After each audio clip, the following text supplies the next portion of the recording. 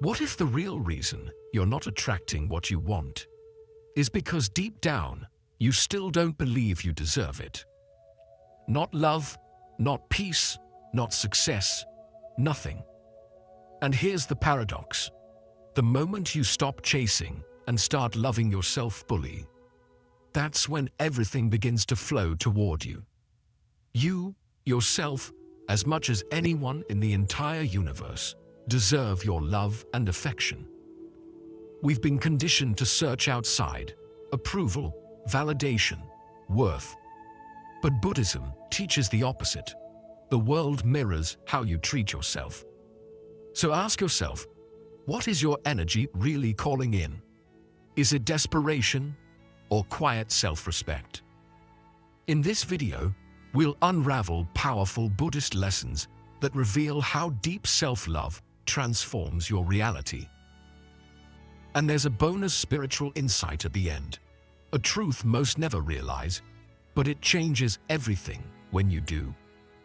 1. Chasing is the shadow of self-doubt. Why does everything seem to run when you chase it?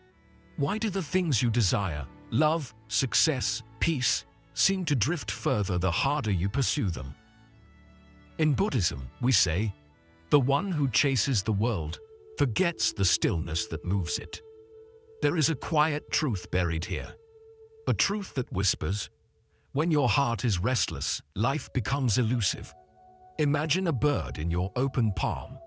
If you grasp for it with panic, it flies away. But if you stay still, calm, centered, it may choose to rest upon you. This is the nature of all things we desire. The more we chase them from a place of lack, the more they sense the fear beneath our reaching. And fear, even when disguised as ambition, repels. Not because the universe is cruel, but because it mirrors the state of your soul. You've been taught that if you want something, run after it.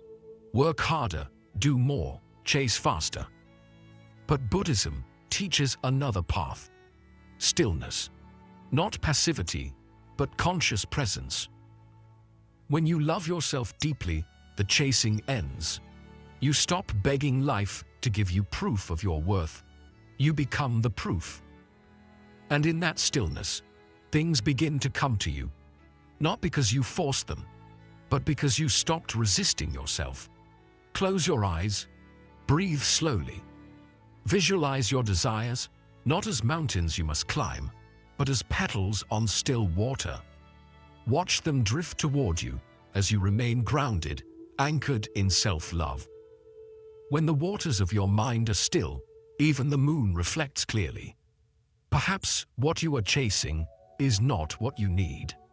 Perhaps it's the part of you that feels unworthy, that needs your attention, not the outcome.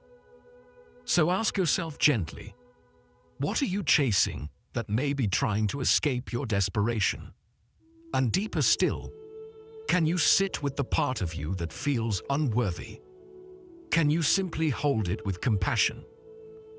Buddhism teaches that suffering arises not from not having, but from clinging.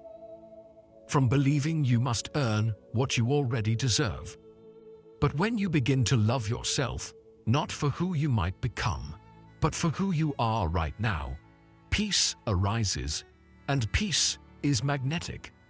It pulls the right people, the right moments, the right opportunities into your life, without struggle. The irony is, the moment you stop chasing, you begin attracting. Why? Because the universe responds not to your desperation, but to your vibration. And the vibration of self-love is powerful. It doesn't need to demand. It simply allows. The more you return to yourself, the more the world turns toward you.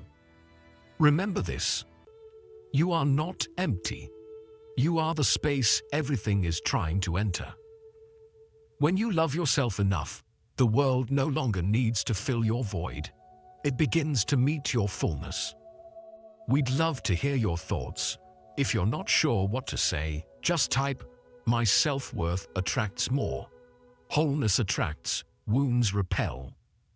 What if the world never gives you what you long for, but always gives you what you deeply believe you deserve. Not in punishment, but in reflection.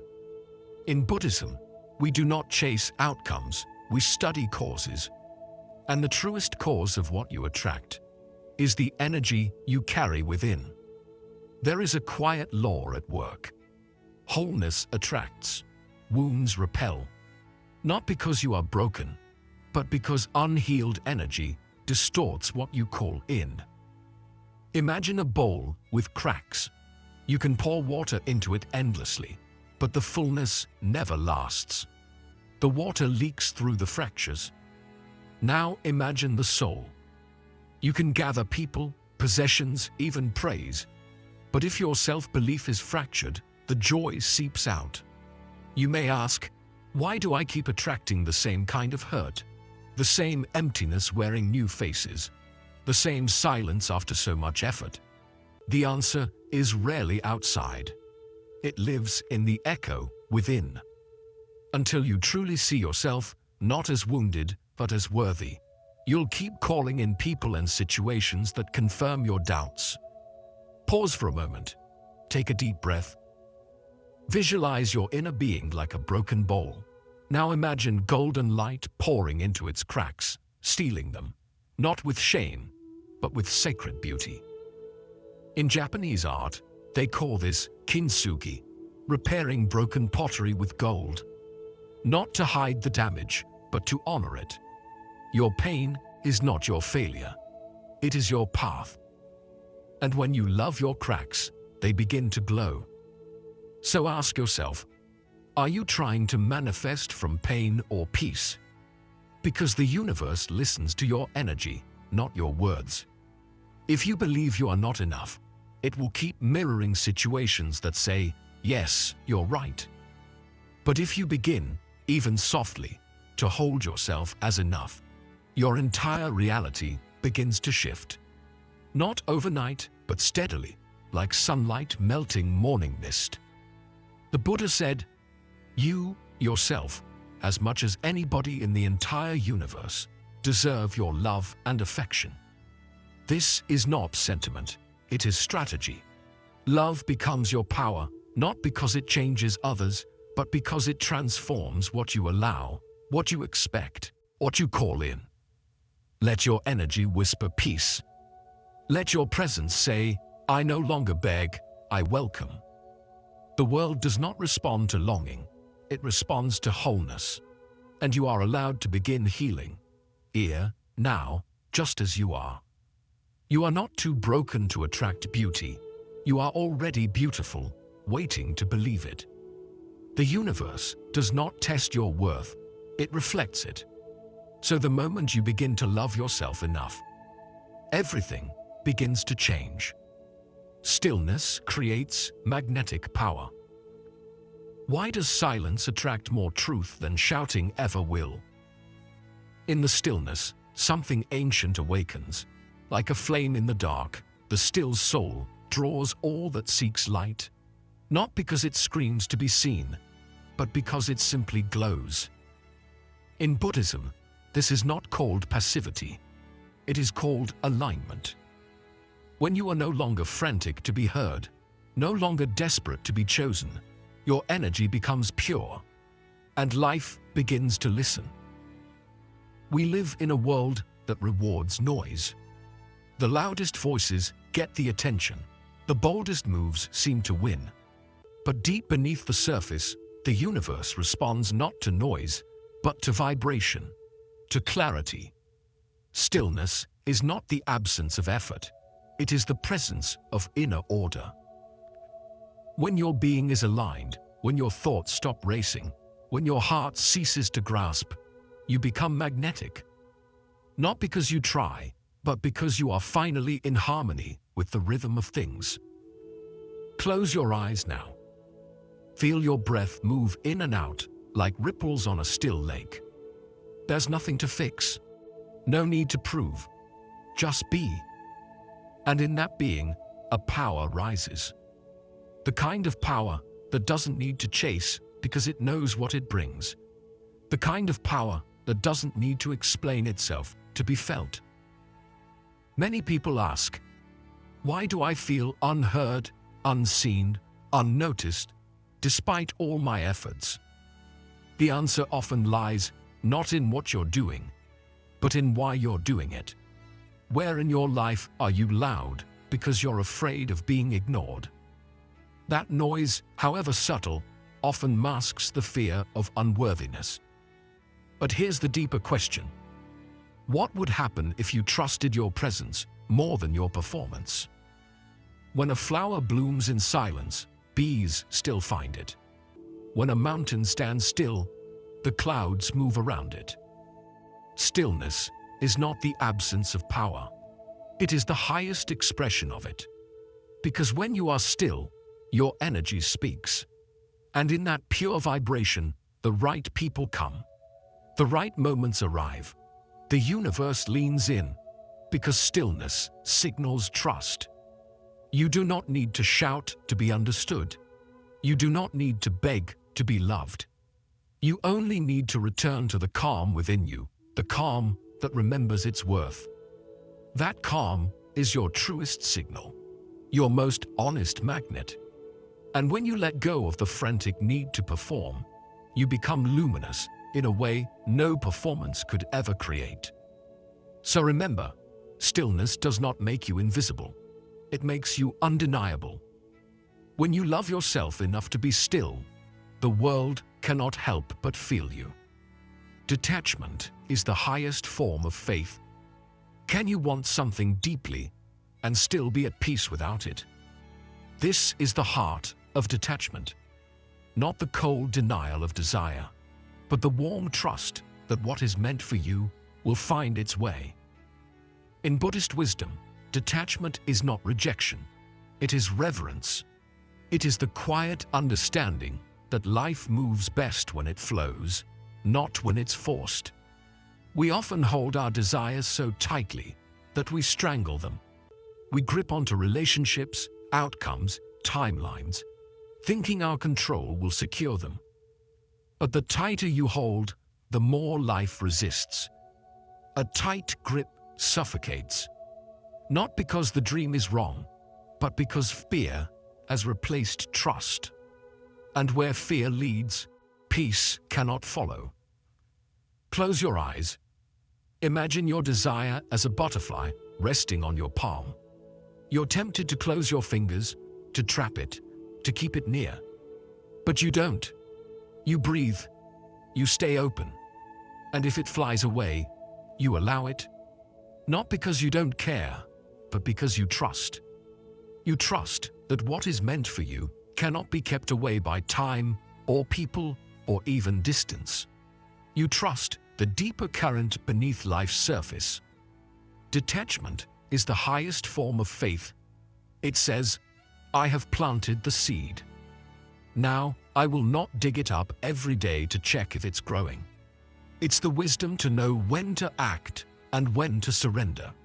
Because surrender is not giving up, it's giving space.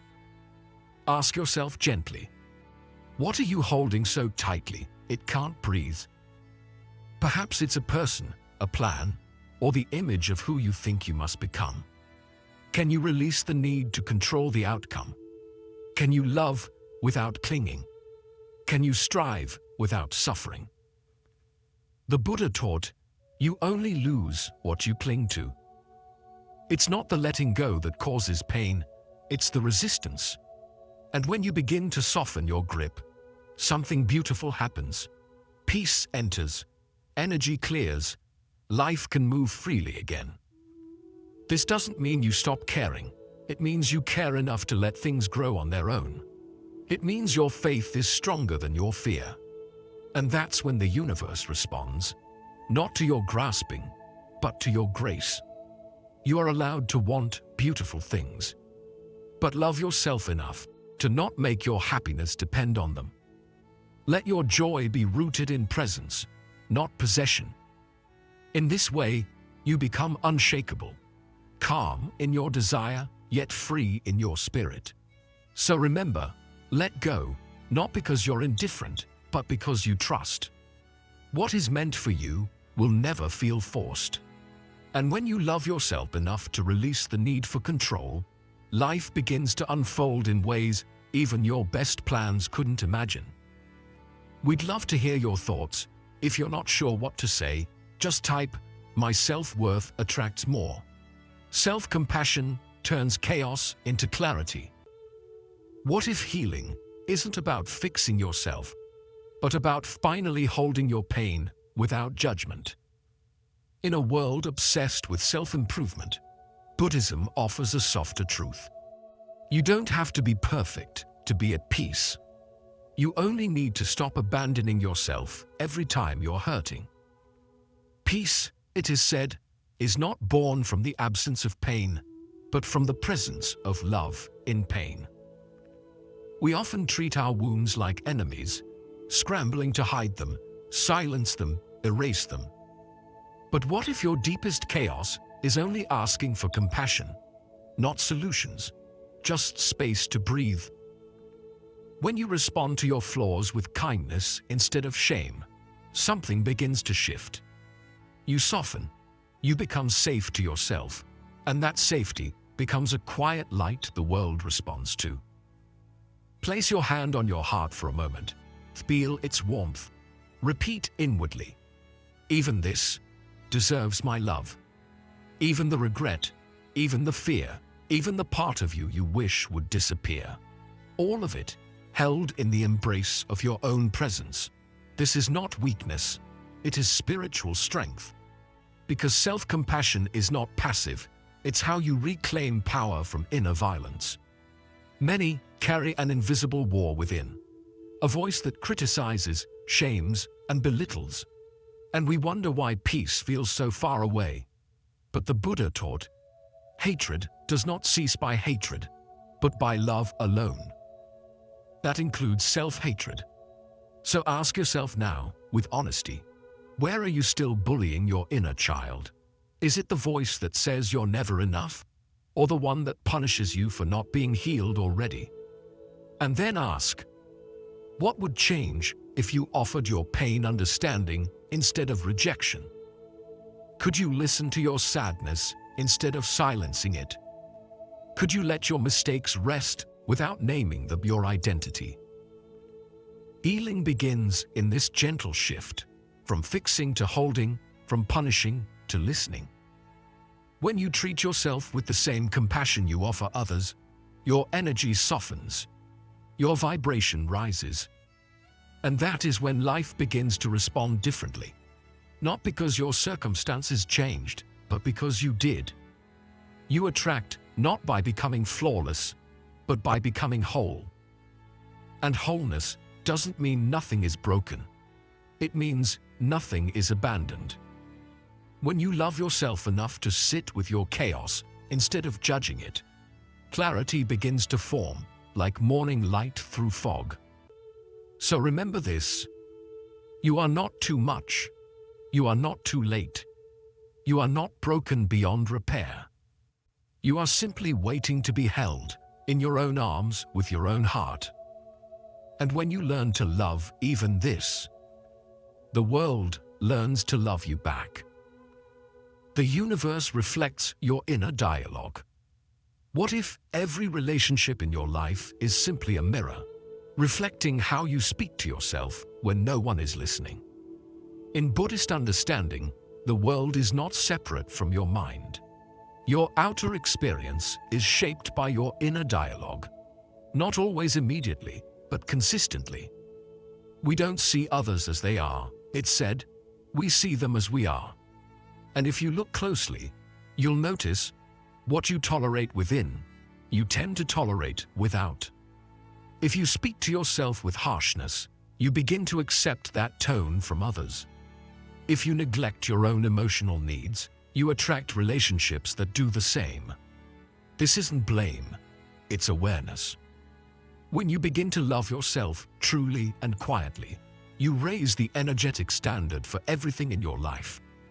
Your self-regard becomes the foundation, and the universe builds from there. Imagine standing beside a calm body of water. Look into it and see your reflection, not your face, but your voice. What are you saying to yourself when you're alone? Are you encouraging? Or are you tearing down your own spirit before anyone else has the chance? How am I speaking to myself when no one is listening? Ask that, because the universe is always listening. There is a truth here, soft but powerful. Self-love sets the energetic minimum for how others treat you. When you respect your boundaries, others begin to do the same. When you speak kindly to your inner world, your outer world begins to mirror it. And if it doesn't, if someone continues to offer less than what you now give yourself, you will know how to walk away, not in anger, in alignment. So ask yourself gently, are you teaching the world to love you or to overlook you? Every time you abandon your needs, every time you silence your truth, you send a signal. This is okay. But it isn't. You deserve to be treated with the same care you wish to offer. And it starts with you. And now, another question. If someone treated you the way you treat yourself, would you stay? Sit with that. Let it echo. If the answer brings discomfort, that is your starting point. Not to judge, but to begin a new kind of relationship with your own heart. You don't attract what you want. You attract what you believe you are worthy of. So speak to yourself with love. Act as though you matter, because you do. And when that becomes your inner dialogue, your life begins to rearrange around that truth, not perfectly, but profoundly. When you love yourself enough to change the way you speak within, the universe listens and begins to speak back in kindness. Peace is the most powerful frequency. Why do the most peaceful people seem to draw everything they need, without the chase, without the noise? In Buddhism, it is taught that still water reflects the stars, not because it tries, but because it is calm enough to receive. Peace is not a luxury. It is a powerful frequency, one that signals to life itself, I am ready, not because I control, but because I trust. Inner peace creates space, and in space, things arrive. When your heart is no longer crowded with fear, attachment, or restlessness, there is room for what you truly desire to enter. Not rushed, not forced, but invited.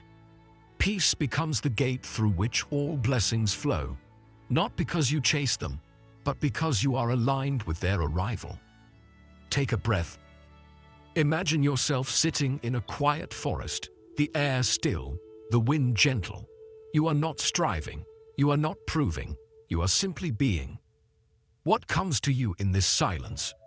Perhaps an idea, perhaps a memory, or maybe a deep knowing that you are already enough. In that awareness, you become a magnet, not for everything, but for what truly belongs. Yet many avoid this peace, not because they don't want it, but because it reveals too much. Noise becomes a shield. We fill our lives with distractions, urgency, and chaos, not always to achieve, but to avoid. Are you filling your life with noise to avoid your own stillness? Stillness, after all, reflects everything. And sometimes what we see in that reflection is uncomfortable. But only when we see it can we soften it.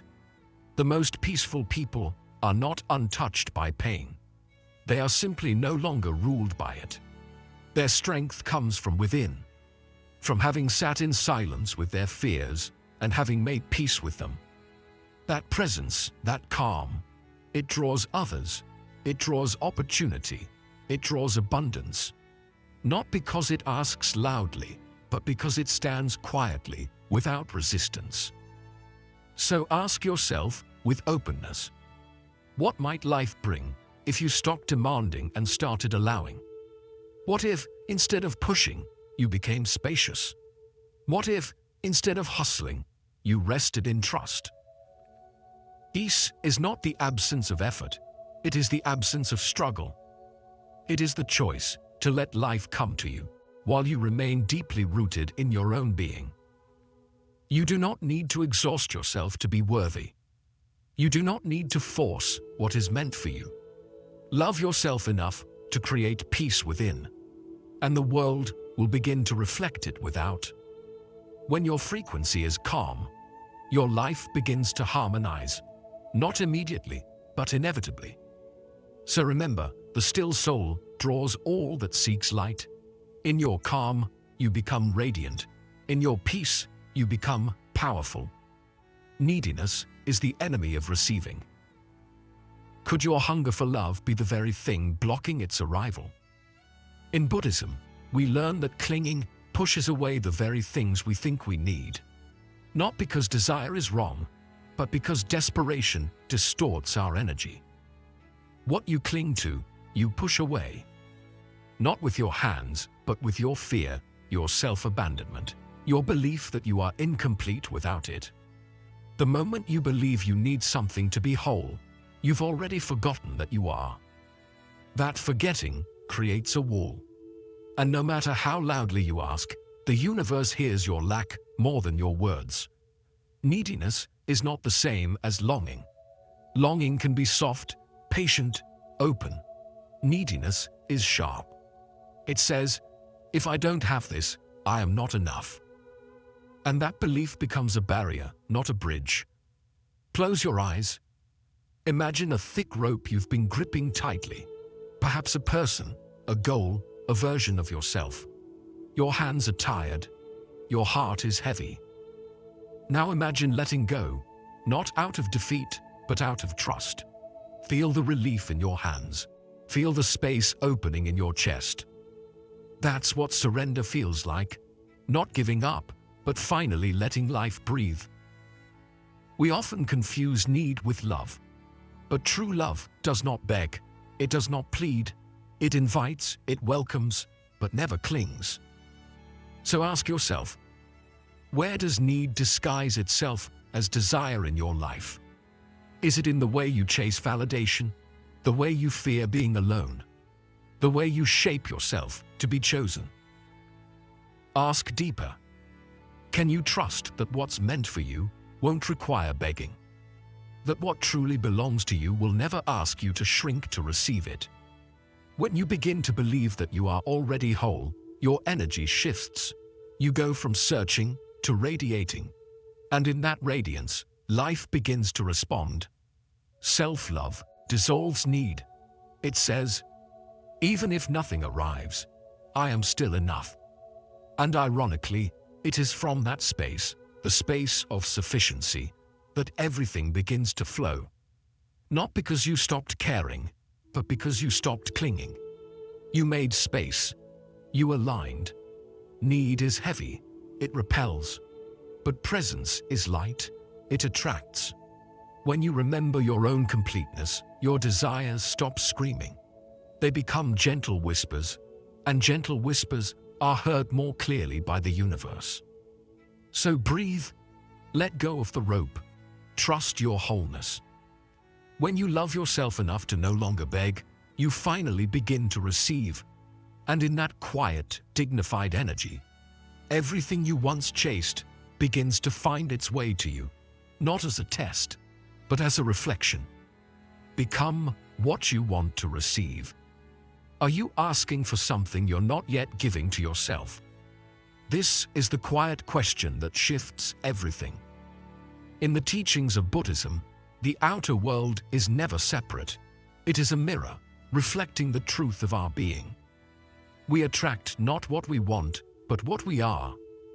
And so, if we wish to change what comes to us, we must first change what comes from us. If you want loyalty, ask yourself, am I loyal to my own deeds, my boundaries, my truth? If you want peace, ask, do I feed my mind peace, or do I let it feast on anxiety and comparison? If you want abundance, ask, do I speak of lack? Do I live in fear of not enough? So often, we call for light while clinging to the shadows we refuse to release. We pray for love while abandoning ourselves in silence. Imagine your future self, not someday far off, but the version of you who already lives in peace, love, and joy. Picture them, breathe with them. What do they think? What do they feel? What do they choose each day that you are still resisting? That version is not out of reach. It is already within you, waiting for you to rise to meet it. You say you want clarity, but still surround yourself with noise. You say you want to be seen, but hide your true self behind masks. You say you want deep love, but speak harshly to your own heart. In what ways are you betraying the very thing you say you want? Sit gently with that, not to judge, but to awaken. Because to receive something new, we must become something new. That doesn't mean becoming someone else. It means becoming more honest, more open, more aligned with what we say we desire. Who do you need to become to receive what you're calling in? Not someday, not after the perfect conditions, but now, through small, daily acts of self-honoring. The universe listens more to your frequency than your words. And frequency is created by being, not wishing. When your being aligns with your vision, life starts to mirror it. Slowly at first, then all at once. Not because it's magic, but because it's natural. What you radiate, you attract, and what you embody, you invite. So love yourself enough to become the love you're looking for. Be the peace you crave. Speak the truth you want to hear. Because when you live the energy of what you seek, you no longer need to chase it. It begins to arrive, drawn not by need, but by recognition. You are not far from the life you want. You are just one decision away from being the version of yourself who welcomes it.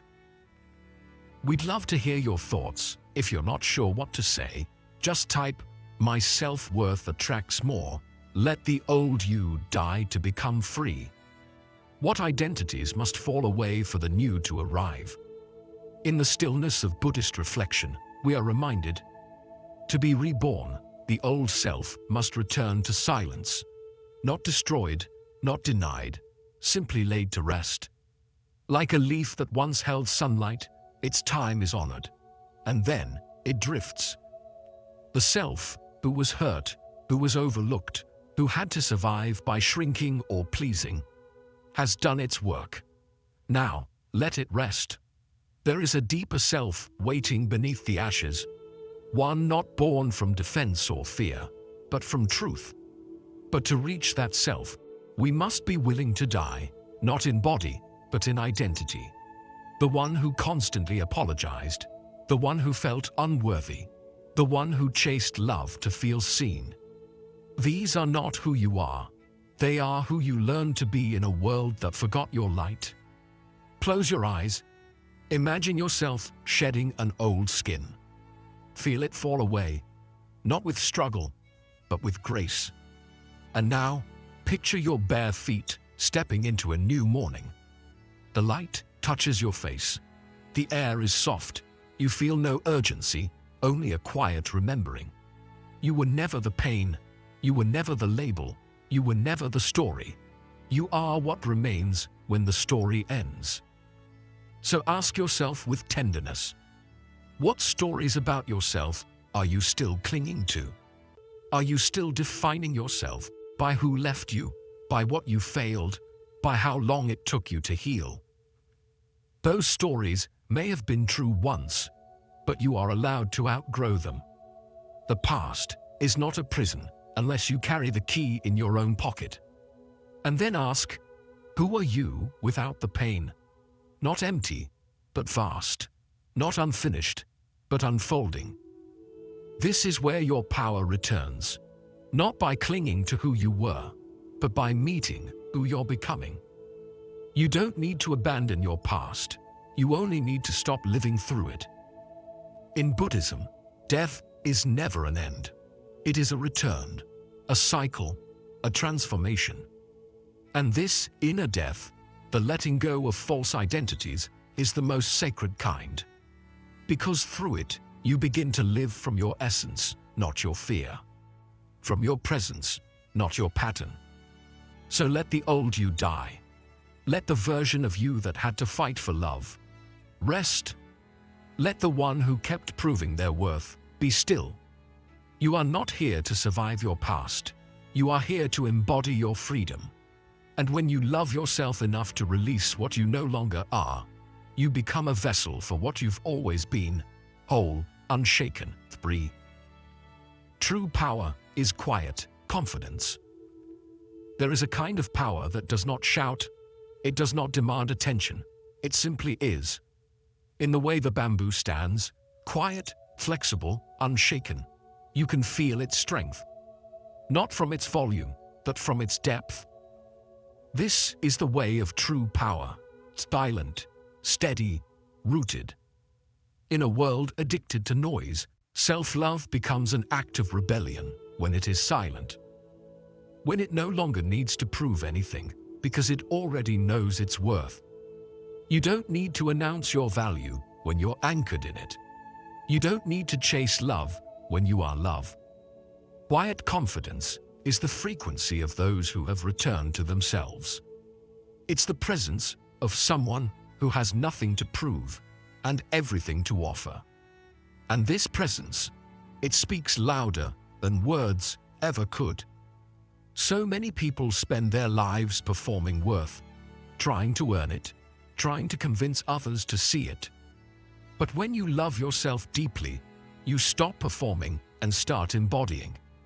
You don't move through life looking for applause. You become the silence that commands the room, not with ego, but with essence. Close your eyes. Visualize yourself as a tree, tall, grounded, alive. Feel the wind brush against you. It bends you, but it does not break you. That is what inner strength feels like.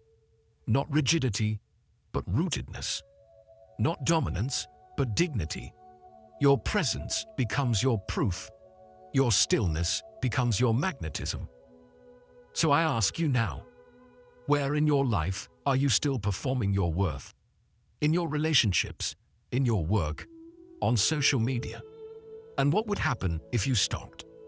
If you simply allowed yourself to be enough as you are in this breath, without the performance? And here's the deeper question. Can you let your energy speak louder than your words? Can you trust that how you carry yourself matters more than what you say? Because people may forget your voice, but they will never forget how they felt in your presence. Buddhist wisdom reminds us the strongest people are often the quietest, not because they are weak, but because they are complete. Their self-respect whispers where ego used to scream. Their compassion replaces control. Their silence becomes sacred. So breathe into your stillness. Stand in your quiet confidence. Let the world feel your worth, without you ever needing to explain it. And remember this, the deepest rivers make the least noise, but they carry the most power. When you love yourself enough to stop proving, you start attracting, not because you demand attention, but because your energy is undeniable. And that is the way of true power. Bonus lesson. Love yourself like the universe does. What if you are already loved by life, exactly as you are? Not someday, not when you're healed, not when you've proven yourself, but now, in this very breath. In Buddhist wisdom, beneath all illusion, there exists something untouched by fear, shame, or imperfection. It is called Buddha nature. It is not earned, it is remembered. And it means this: you are not broken, you are becoming. We spend so much of our lives trying to make ourselves worthy. We chase success, approval, perfection, believing that one day, when we've finally fixed ourselves, then we will deserve peace. But what if there is nothing to fix? What if the healing is not about becoming better, but about becoming softer with what is already within you? Buddhism teaches that even in your darkest moment, your true nature remains untouched. Like the sun behind the clouds, it may be hidden, but it is never gone. When you start to love yourself through this lens, life stops being a problem to solve. It becomes a dance to join. You don't have to strive for belonging anymore. You realize you already belong. Close your eyes for a moment. Visualize the entire universe bowing to you, not because you are flawless, but because you are whole. The stars do not ask you to earn your light. The trees do not question your worth. Nature honors you because you exist. Can you treat yourself the same way? Ask yourself gently. Can you treat yourself with the same reverence you seek from others? The respect you wish to receive from the world, can you offer it first to your own heart? Can you look into your reflection and see not the flaws, but the light that has survived? Can you stop waiting for permission to love who you already are? And then go deeper. What would happen if you believed nothing was missing? How would you move? How would you speak to yourself? How would you show up in your life, not from lack, but from quiet fullness? When you love yourself like the universe does, you stop chasing things that only reflect your emptiness. You start attracting experiences that recognize your wholeness. You no longer need to be fixed, rescued, or improved. You begin to simply be radiant, present, enough. This is the kind of love that transforms, not through force, but through remembrance. Love yourself enough to bow to your own soul. Love yourself enough to stop apologizing for your being. Because when you align with your true nature, the universe doesn't resist you. It meets you, it mirrors you, it moves with you. And suddenly, everything you were waiting for starts arriving, not as a reward, but as recognition. Quick summary of the lessons. Chasing is the shadow of self-doubt. The more you chase things, love, success, validation, the more you signal to life that you feel unworthy. Buddhist wisdom teaches us that inner stillness attracts more than striving. Letting go of the urge to chase opens the door for life to come towards you effortlessly. Wholeness attracts, wounds repel. Until you heal the emotional wounds within, you'll keep repeating the same patterns. Self-love means tending to your pain with awareness instead of avoiding it. What you believe about your worth sets the limit on what you attract. Stillness creates magnetic power. In a chaotic world, inner stillness holds real power. It aligns you with clarity, presence, and grounded intention. When your energy is calm and rooted, life responds to your vibration without resistance. Detachment is the highest form of faith. Wanting something is natural, but needing it creates suffering. Detachment means trusting that the right things will come and stay without force. It's about releasing control while remaining open to what flows in. Self-compassion turns chaos into clarity. Healing begins not with fixing yourself, but with accepting yourself. When you respond to your inner pain with kindness, clarity naturally follows. Self-love isn't indulgence, it's emotional honesty and self-respect. The universe reflects your inner dialogue. How you treat yourself sets the tone for how others treat you. Your internal language becomes your external reality.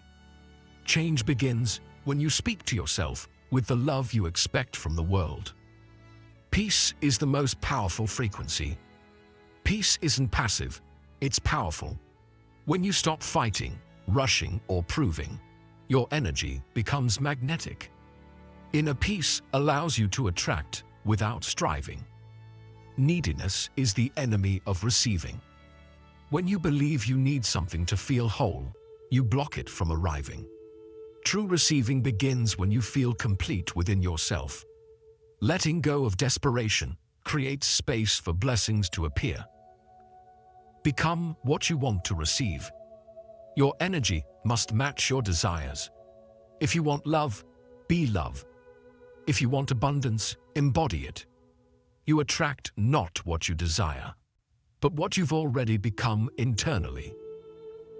Let the old you die to become free. Your past identities, wounds, and stories must be released for transformation to happen. The self you built to survive cannot guide your spiritual awakening. Freedom is born through shedding, not adding. True power is quiet. Confidence, real strength, doesn't announce itself. When you know your worth, you no longer need external validation. Silent confidence arises from inner alignment, not outer performance. Love yourself like the universe does. You are already enough, even in your imperfections. Self-love isn't earned, it's remembered. The universe is always reflecting how sacred you already are. When you truly love yourself, not just the parts that shine, but also the parts you've hidden and judged, something remarkable begins to shift.